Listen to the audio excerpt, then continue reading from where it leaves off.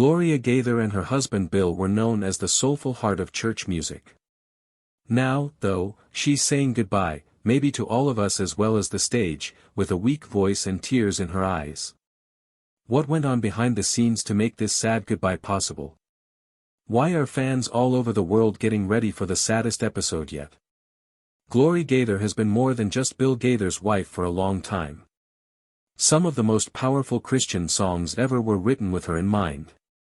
Gloria's deep faith and timeless words have touched people all over the world. She co-wrote many Gaither classics and gave many of their songs their artistic voice. But Gloria, who is 82 years old now, has sent a heartfelt message to her friends that marks a new part of her journey. Gloria looked very emotional in a new video shared by the Gaither music group. In it, she thanked fans for their love, prayers, and unwavering support over the years. There comes a time, she began, when you feel a soft pull on your heart, like God is calling you to a calmer time. Gloria didn't say the words, retirement, but she made it sound like she was stepping away from public outings and big events.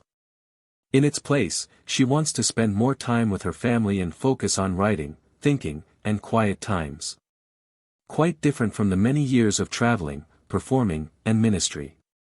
Before she became famous as a great songwriter and the leader of Southern gospel, Gloria Gaither was just Gloria Sickle. His family was very religious and had strong morals. He was born in Michigan on March 4, 1942. Being raised in a loving home that valued education, books, and music, Gloria showed early on that she was good at words and expression. She did well in school and loved poems, writing, and the arts.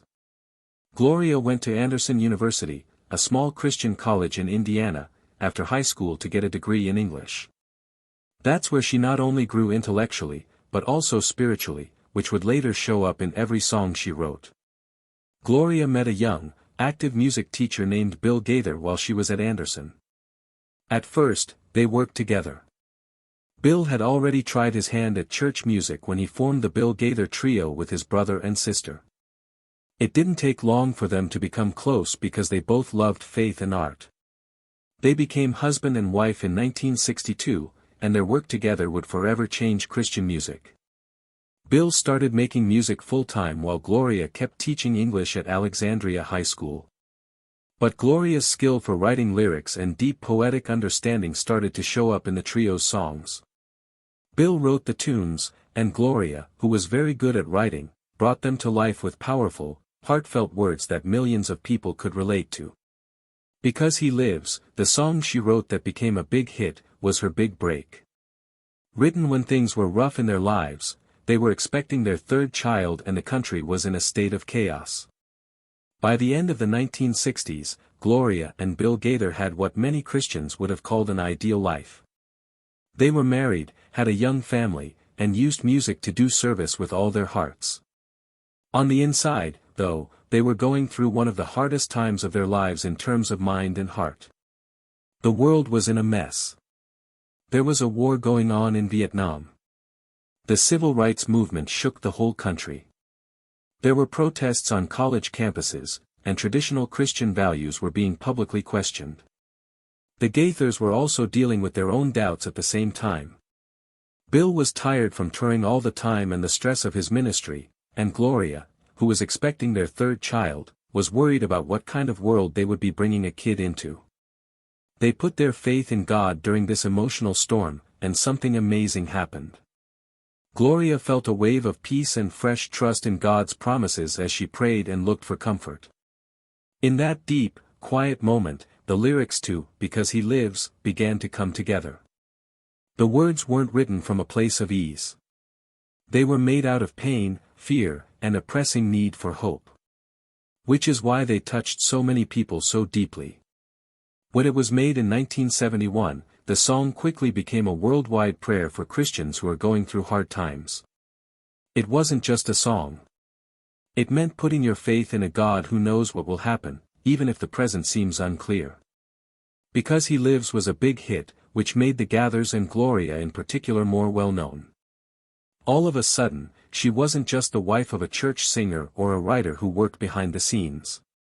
People knew her as a deep religious voice and a poet whose words could move the heart and soul. Still, Gloria stayed grounded even as the attention got brighter.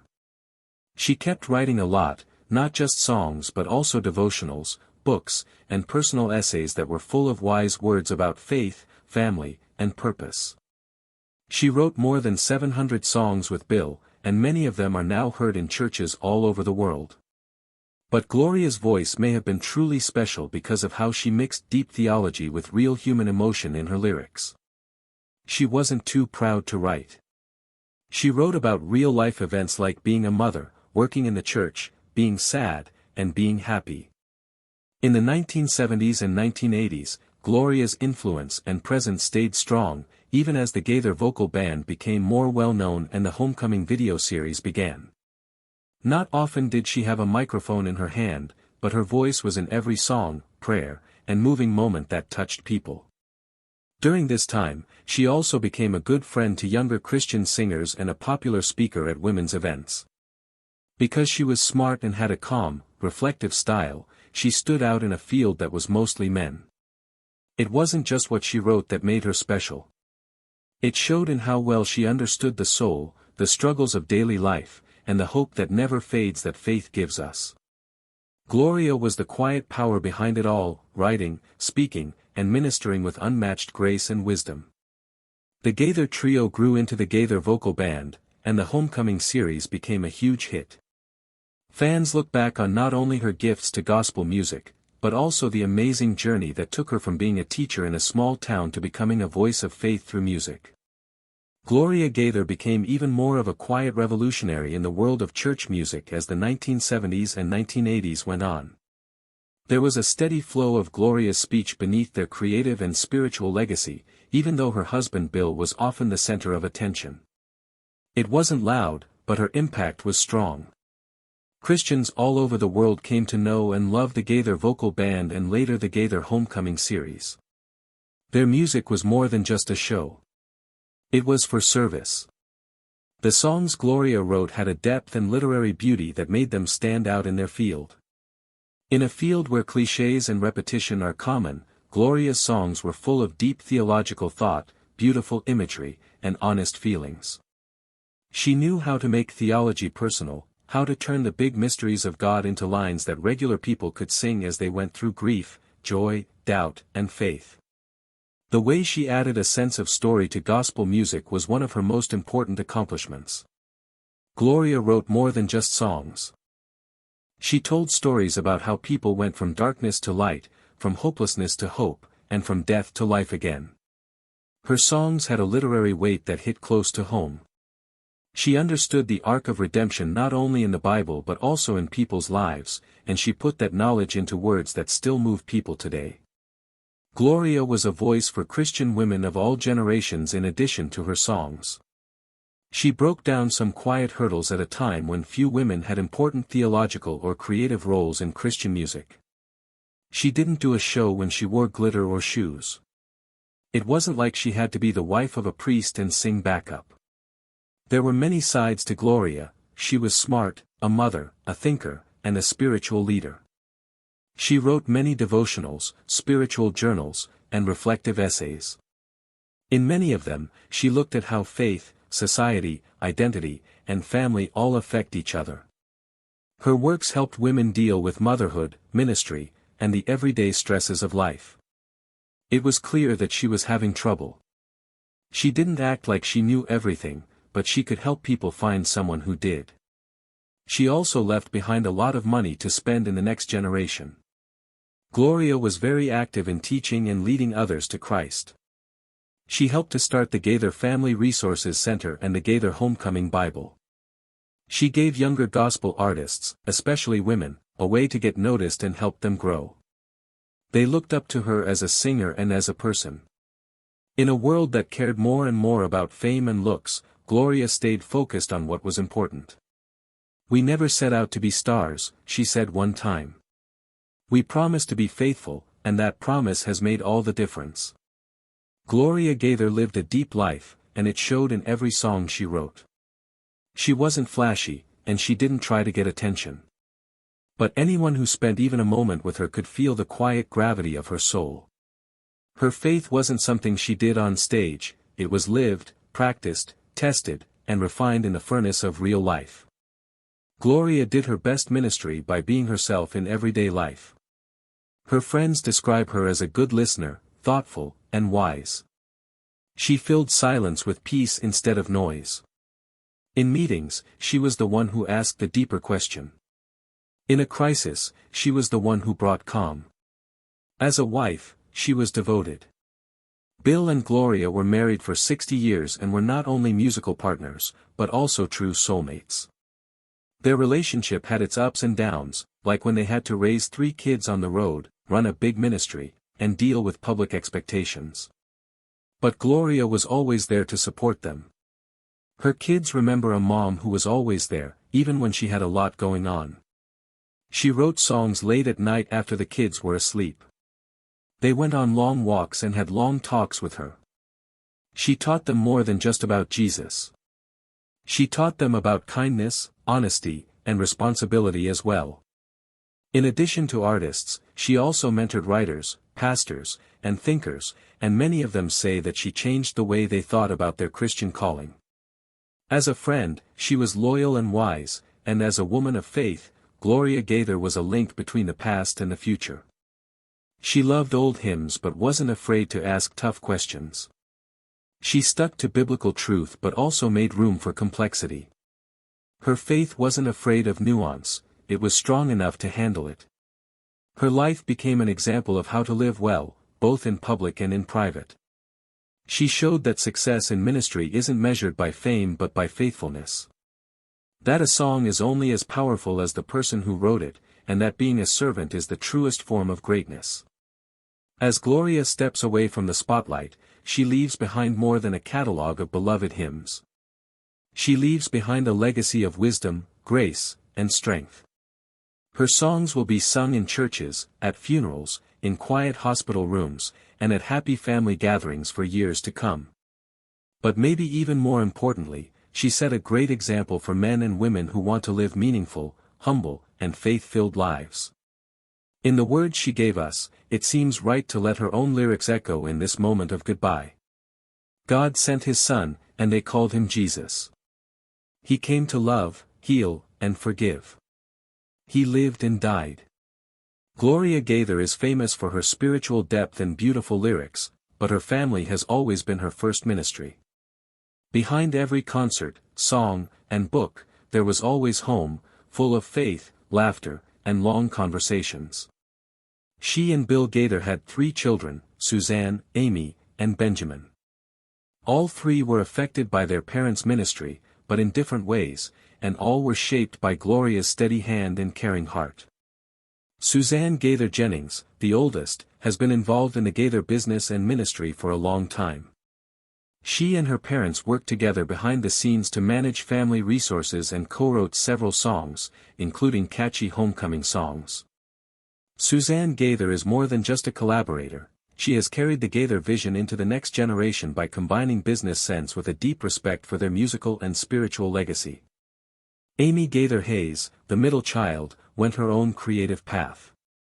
She is a poet, actress, and teacher, and she got her love of language and literature from her mother. In interviews, she has been honest about how intellectually rich her childhood was and how dinner talks were often about religion, art, and other interesting things. She once said, "Mom didn't just want us to be good Christians. She told us to think, to question, and to figure out why we believed what we did." The youngest Gaither followed in his father's musical footsteps. Ben is a producer and songwriter who co-founded Liviorn Media and has worked closely with his parents on many homecoming projects. His music is more modern, but it is still based on truth, family, and faith. All 3 of the children talk about their mother with awe, not just as a parent, but also as a role model. They remember how patient she was during the busy years of touring, how she would write late at night after putting them to bed, and how she would turn everyday events into spiritual lessons. Family vacations weren't fancy, but they were sacred, and time spent together was protected. Even when the demands of ministry got tough, Gloria never let her family feel like second place. The Gaither family has been grateful and emotional as Gloria has talked about her desire to slow down over the past few months.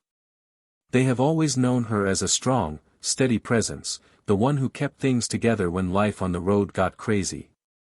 Now that she is taking a step back from the spotlight, her children and grandchildren are rallying around her, respecting her wishes for a quieter season.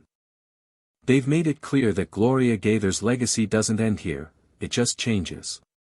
Her wisdom will continue to reach people in new ways through books, re-released music, and old writings. In a recent interview, Bill Gaither talked about his wife's decision with a mix of love and admiration. Gloria has given so much for over 60 years. Through her writing, she's given so much to the church, our family, and the world. I think it's time for her to rest in peace, hold her grandchildren, walk in the garden, and listen instead of always talking. She deserves it. Their grandchildren, who are now teens and young adults, have also said they like having her around. Some of them have said on social media that Nana was their favorite storyteller. She always had a journal in her lap and a story in her heart. They describe her as curious, wise, and full of grace. Gloria's message of taking a step back, which she sent through a simple video and a few heartfelt words, has made fans all over the world feel a lot. Many people left heartfelt comments on her farewell video on YouTube. Her songs helped me get through cancer. I found Christ through the Gaither homecoming tapes, and Gloria's words were always what made me cry. On my mom's birthday, she played Because He Lives. Now that she's gone, but Gloria's words still bring her close. In honor of her work, churches all over the US and other countries have held special services. Radio stations have played hour-long tributes, and some fans have even made videos with personal stories about how her songs changed their lives. What's amazing is how personal the response has been. Gloria Gaither never wanted to be famous, but her honesty made people feel like they knew her. Her hymns are still played every day in nursing homes and prison chapels, and her words live on in framed sheet music and worn CDs in quiet living rooms. Fans are taking a collective breath of relief as they say goodbye to her public presence, not her life. She hasn't said this is the end. She's just said it's time to listen more than speak and rest more than strive. By doing this, she continues to teach by example. As her fans and family say goodbye to her presence on stage, they hold tight to the presence she built in their lives. A heritage that isn't written in lights but in songs, and that isn't carved in stone but in people's hearts.